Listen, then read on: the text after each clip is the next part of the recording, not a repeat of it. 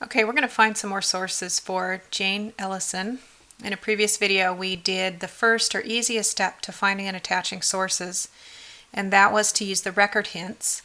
We looked at 3 record hints and were able to attach those 3 sources. They're found down here on our person page.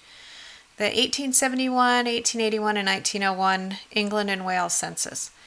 So what I'd like to do is see if I could find some other sources, perhaps maybe her birth or christening record, a marriage record, even a death record.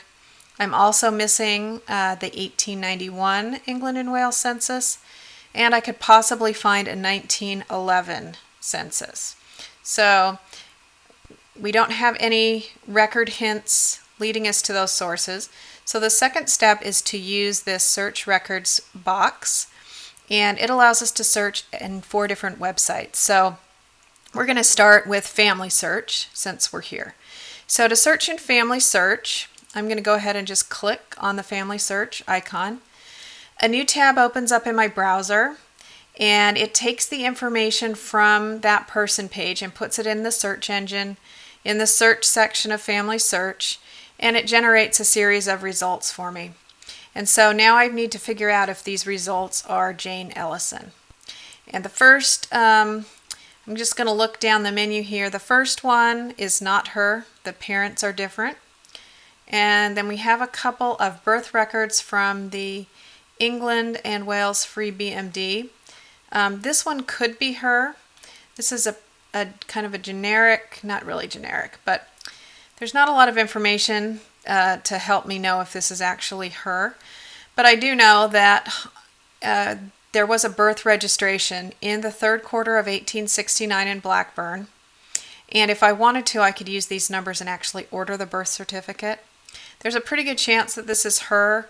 Right now, all we know is that she was born about 1870, and that's based on census records.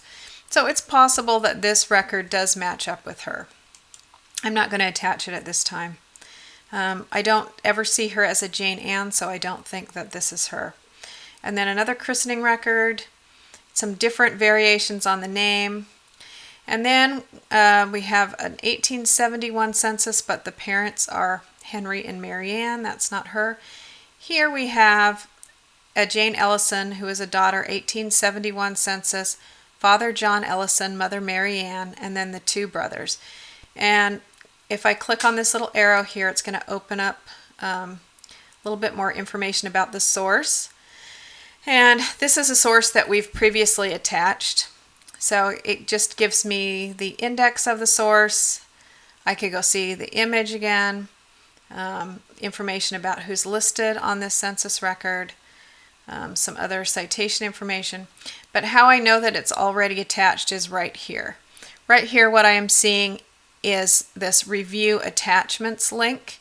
And if I were to click on it, it would open up the source linker and show basically that it was attached, and I could make sure it was attached to Jane. But I know that's true. We did it in the last video. I'm going to go ahead and close that source. And then this would be the 1881 census that we've previously attached. So none of these are really helping me look for what I would like to see, just from what comes up in the first few sources. I can limit or modify what I see, and so instead of just seeing all records, I'm going to click on collections, and I'm again specifically looking for the 1891 census, so I'm going to click 1891, and now I'm going to look. And again, I'm not really seeing what right off the bat. I have a Jane Ellison as a daughter, but these are not the correct names for the parents. I have another one as a daughter, but again, the father's wrong. Another one, the mother's wrong. So I'm not really seeing these sources that I want to see. So I'm going to just kind of scroll down and look again, but I'm just not seeing it. So either it was indexed incorrectly and the search engine is just not finding it, or one of these, she's listed and it's just not coming, it's just not showing correctly, but I don't think so. I don't think that we have that source. All right, so I'm going to go back and I'm going to unclick the 1891 census. Now we know from what's in Family Tree that she was married in 1899. So and we had already previously attached the 1901 census where she's Jane Cutler. So why don't we see if we can find the 1911 census from here. But in order to do that, I'm going to have to modify the search engine. Unfortunately, Family search engine does not take into account the married name. You'll find when you search in Ancestry, especially if you're searching from a tree that you've created in Ancestry, it does a really good job of finding, especially for the women, finding them both with their maiden name and with their married name. So instead what I'm going to have to do is change this. So I'm going to have to change this to Cutler. And now I'm going to update that information and do another search. So the things that come up here, oh, and we're still defaulted to the 1891 census. So let me uncheck that, filter these results because we don't want the 1891. What we're looking for is the 1911 census.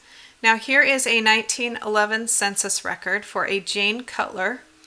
Unfortunately, that doesn't really give us much information right here on the birth year. Although it does say, when I open up the index, it does say she's 40, which puts her at the right age. But I'd like to look at this before I attach it. So this allows me to actually visit a partner site and view the source, which we've done in the past. I believe we did that for the 1901 census as well. I'm going to go ahead and click View Partner Site.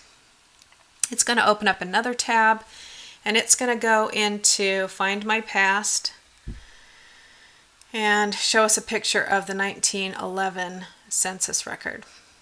We're still waiting for it. Okay, here we go.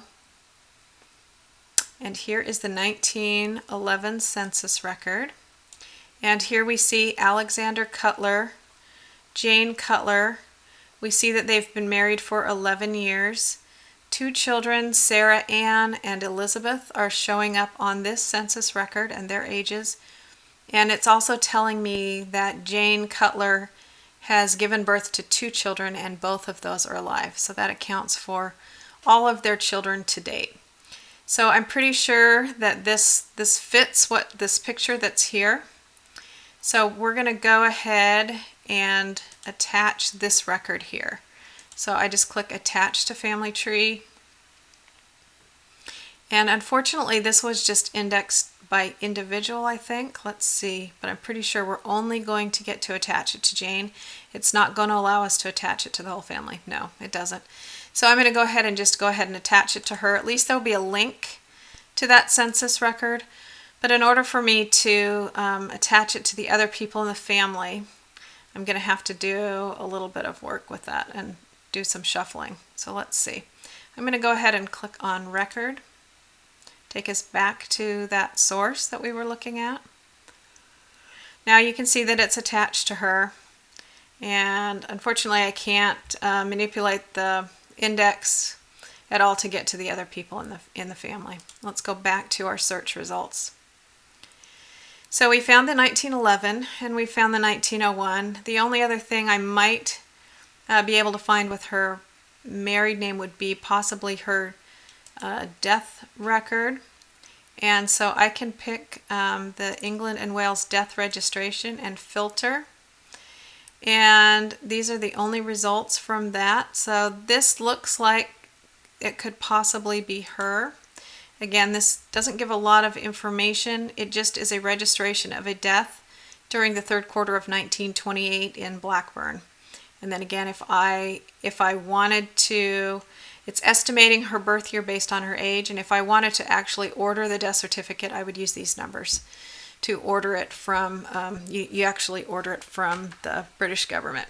Okay, so I kind of like this record. Let's go ahead and attach this. I think that probably is her.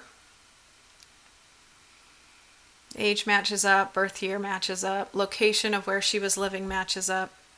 So we're going to go ahead and attach it. And what this is going to allow me to do is actually add her death date here to her family tree page, her person page. I'm going to go ahead and match that up.